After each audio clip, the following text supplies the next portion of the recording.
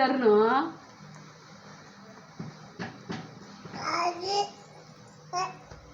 நல்லா இருக்கு. சாப்பிடு சாப்பிடு. அப்பா கொடுக்குறேன்.